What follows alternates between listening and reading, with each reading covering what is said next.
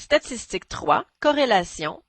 La cote standard d'une donnée, appelée communément la cote Z, première partie. Dans cette capsule, nous verrons comment calculer la cote standard d'une donnée. Sur les bulletins émis par les maisons d'enseignement, il est très courant d'indiquer, à côté de la note de l'étudiant pour une matière donnée, la moyenne du groupe. On veut ainsi mettre en lumière la performance de l'individu en comparaison avec l'ensemble des autres individus du groupe. En revanche, comment faire pour comparer la performance de deux individus appartenant à des groupes différents? Par exemple, lequel des deux individus aurait mieux performé en français? Pierre avec une note de 90 à l'intérieur d'un groupe dont la moyenne est 80 ou Stéphane avec une note de 80 dans un groupe dont la moyenne est 70? Les deux ont 10 points d'écart à la moyenne. Ou encore, un autre exemple, Pierre avec une note de 79 à l'intérieur d'un groupe dont la moyenne est 69, comparé à Stéphane qui a obtenu exactement le même résultat dans un groupe dont la moyenne est exactement la même. Alors, à votre avis, est-ce que la performance de Pierre est supérieure à la performance de Stéphane si on tient compte des écarts-types?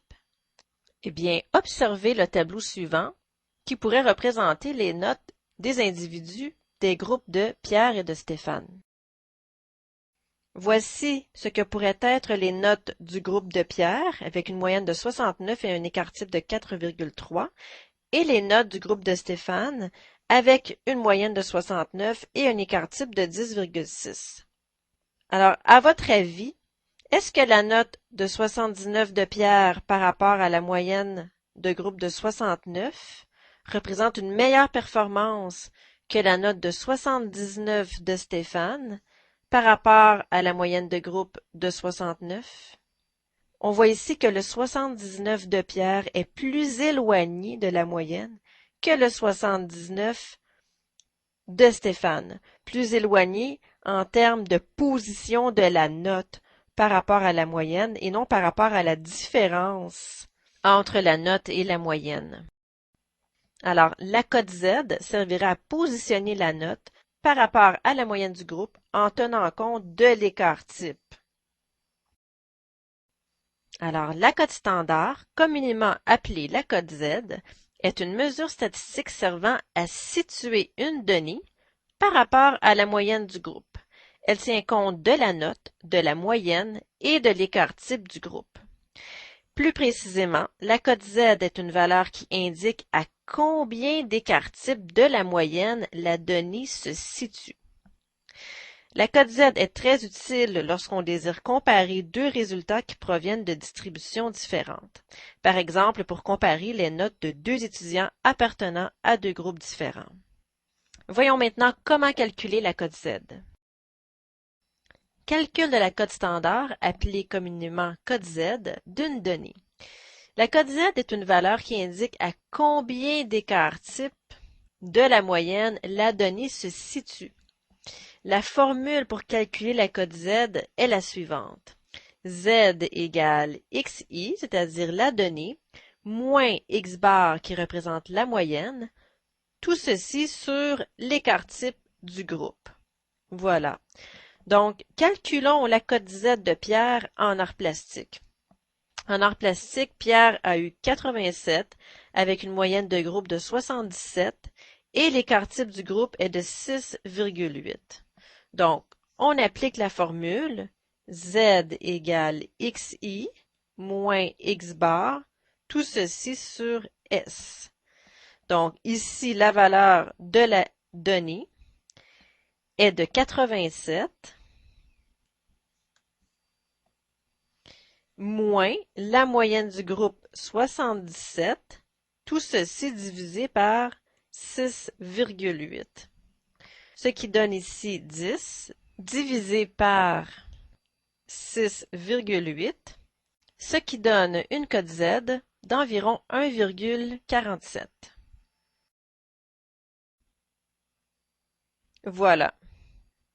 Donc, c'est comme de dire que Pierre, avec son 87, se situe à 1,47 écart-type de la moyenne. Donc, l'écart-type étant de 6,8. Il se situe à un petit peu plus que 6,8 points au-dessus de la moyenne. Voilà. Calculons maintenant la cote Z de Pierre en anglais. Alors, en anglais, la note de Pierre est 76, la moyenne 80 et l'écart type 7,4. On applique la formule xi moins x bar sur S, 76 comme donné, moins 80 de moyenne, sur un écart type de 7,4. Ce qui donne ici moins 4. Alors, le numérateur est négatif. Divisé par 7,4 donne moins 0,5405, etc. Et en arrondissant au centième près, on obtient moins 0,54. On observe donc que la cote Z peut être négative.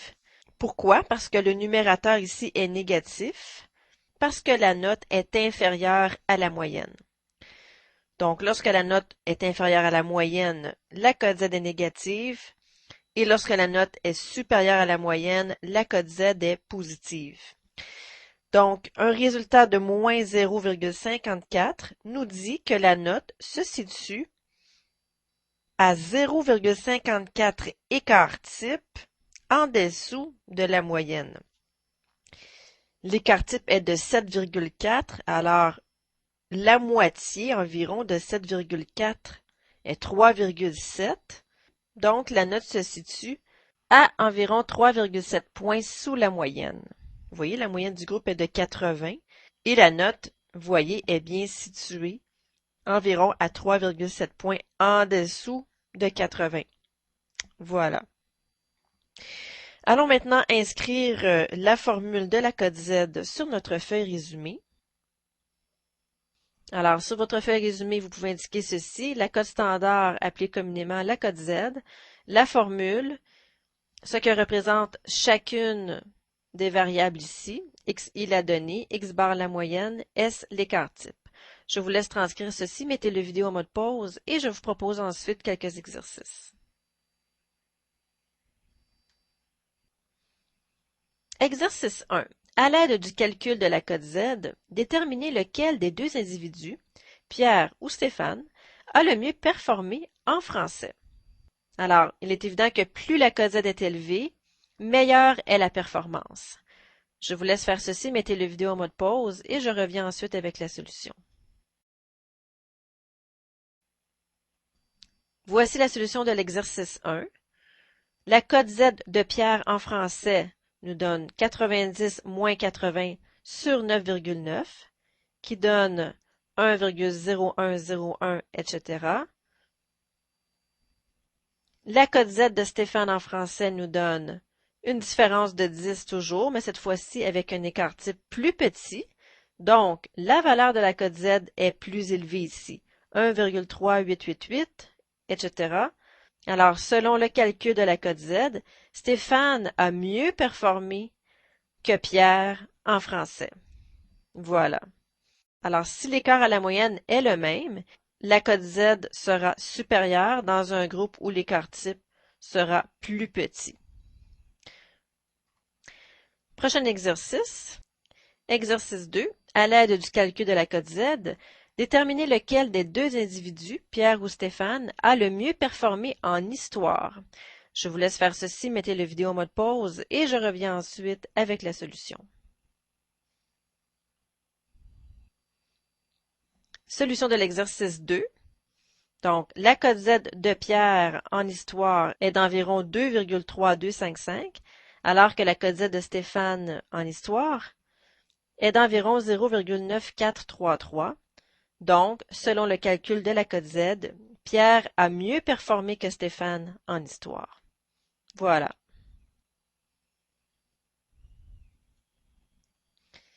Exercice 3. Pierre et Stéphane assistent à la remise des mentions d'honneur de leur école. Ces mentions sont remises aux étudiants s'étant particulièrement distingués dans différentes sphères d'activités scolaires et parascolaires. Pour la mention d'honneur étudiants s'étant particulièrement distingués académiquement en musique, le comité sélectionne d'abord les étudiants dont la cote Z est supérieure à 1,5. Pierre et Stéphane font-ils partie de cette première sélection? Je vous laisse répondre à la question, mettez la vidéo en mode pause et je reviens ensuite avec la solution. Voici la solution de l'exercice 3. Il fallait calculer la cote Z de Pierre et la cote Z de Stéphane. La cote Z de Pierre était environ de 1,2820 et la cote Z de Stéphane environ 1,8279. Donc, puisque Stéphane a obtenu une cote Z supérieure à 1,5, mais que Pierre n'a pas obtenu une cote Z supérieure à 1,5, Stéphane fait partie de cette première sélection, mais Pierre n'en fait pas partie. Voilà. Exercice 4 maintenant, voici le bulletin de Kim. Calculez les valeurs manquantes. Arrondissez au dixième près. Je fais les deux premiers avec vous. On cherche ici la note en anglais de Kim, connaissant la moyenne du groupe, l'écart type et la cote Z. Nous savons que la cote Z se calcule de la façon suivante, la note moins la moyenne sur l'écart type. Alors, si la moyenne est connue, l'écart type est connu, la cote Z est connue, eh bien, on peut tout simplement isoler la variable xi pour calculer la note, tout simplement. Alors, remplaçons les valeurs connues dans l'équation. Z égale moins 0,48. Ceci nous dit quoi? Ceci nous dit que la note sera inférieure à la moyenne du groupe puisque la cote Z est négative. Xi est inconnu ici. On va laisser l'expression telle quelle, xi, moins la moyenne qui est de 80, tout ceci sur un écart type de 4,1. Donc, pour isoler xi ici, il faut d'abord effectuer un produit croisé pour éliminer les fractions dans notre équation. Donc, 1 fois xi moins 80, on va écrire ceci. 1 fois xi moins 80 est égal à 4,1 fois moins 0,48. Donc, on effectue la distributivité ici. Ceci donne xi moins 80. Et à droite, on obtient moins 1,968. On veut isoler xi, donc on va effectuer plus 80 de chaque côté de l'égalité, ce qui donnera ici xi égale moins 1,968 plus 80. Ce qui donne ici 78,032. Voilà. En arrondissant au dixième près, on obtient 78,0, donc 78%. Puisqu'on a 0,0, on va indiquer 78 tout simplement. Donc, la note de Kim en anglais est de 78.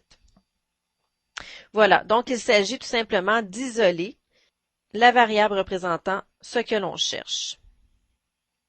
Résolvons le deuxième ensemble.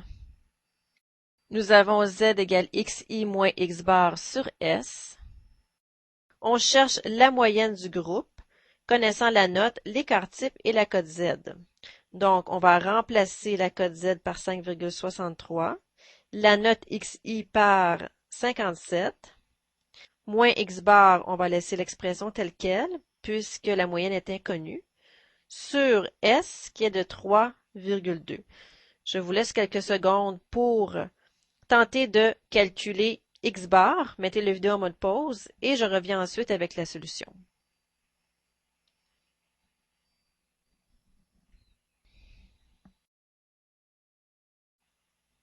Alors, il fallait faire ici le produit croisé et isoler X bar, ce qui donnait 75%. Voilà. Donc, la moyenne du groupe ici était de 75% en art plastique. Voilà. Alors, je vous laisse compléter le tableau, calculer les valeurs manquantes, mettez la vidéo en mode pause et je reviens ensuite avec la solution. Voici la solution de l'exercice 4. L'écart type du groupe de français donnait 4,1. La cote Z de Kim en histoire donnait 7,9. La note de Kim en mathématiques était de 62 et la moyenne du groupe en musique était de 71. Ce qui donnait ici, comme tableau final, le suivant.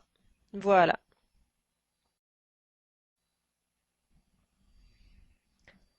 Ceci termine la capsule. Voici à nouveau le résumé. Sur ce, je vous souhaite un bon travail.